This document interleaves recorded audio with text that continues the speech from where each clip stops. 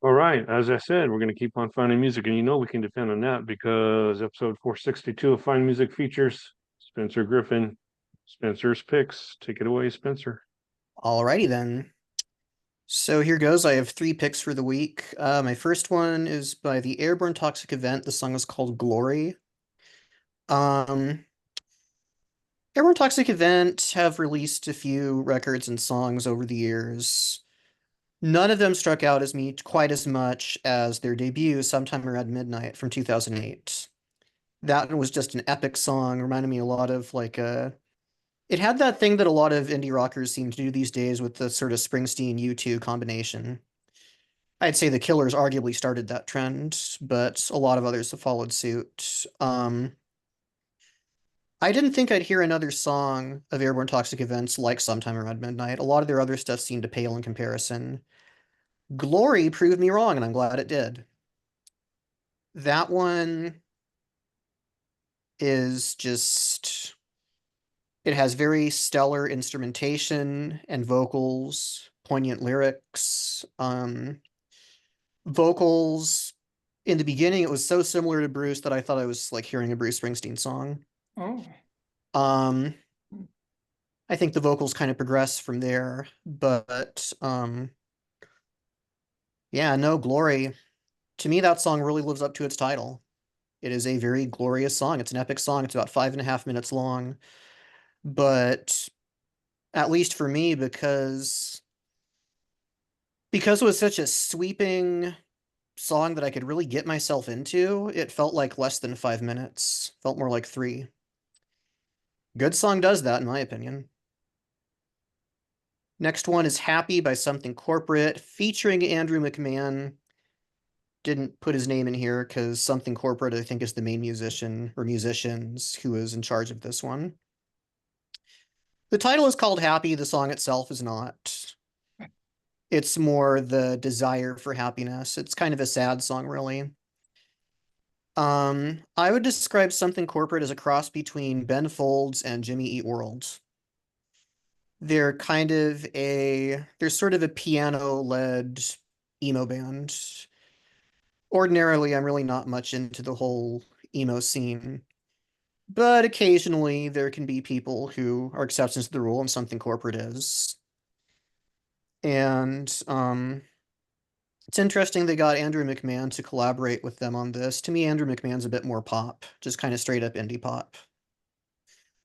Um, yeah, it's the piano on this one that really kind of did it for me. And you can hear like sort of crunchy guitars in the background, but they're not really the lead instrument. I find it interesting that you can convey like a sense of angst with piano instead of guitar. It's kind of refreshing in a sense. I think Ben Folds, who I mentioned earlier, was kind of an expert at that, but it's nice to see other people following suit. And my last pick of the week is the alliteratively titled Still Strangers Sometimes. You can hear that spectacular sound of the letter S in each of the words in that title. And that is by Dawes, Dawes, for anyone wondering. Um, Dawes are an interesting group. They kind of started out as country rock and roots rock back in 2009. They've sort of gone on to other things ever since then. A lot of it is kind of rooted in like kind of 1970s classic rock type of stuff. They have one song, for instance, a little bit of everything that kind of sounds like Jackson Browne, right down to the solo. And then From a Window Seat kind of has that sound too. It's a bit of that Eagles, Fleetwood Mac kind of stuff.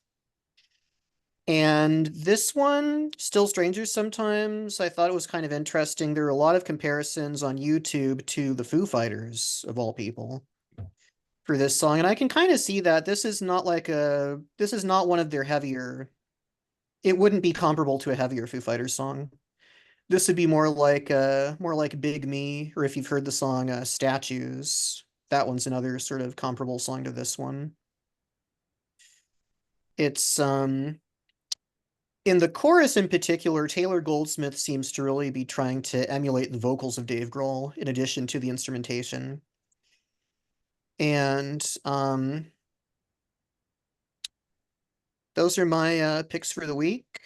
Thank you for having me as always, and please feel free to comment if you like. Additionally, also want to make sure to plug your blog, Oh, sure thing. Spencer I'll type in that Griffin New long, Music glorious dot name again. blogspot.com. Ah, yes. That's Dawes, you caught my attention with I've never heard of him. This is the first time I'm hearing Again. on both something corporate. Dawes, Airborne Toxic Event reminded me almost of those early 2000s hidden gem of the avant-garde metal scene that I don't know why I thought that at first, but I was like, okay, I have to now invest in listening to these groups that you mentioned, especially Dawes, because you mentioned Foo Fighters. So yeah, yeah, got something there to confess.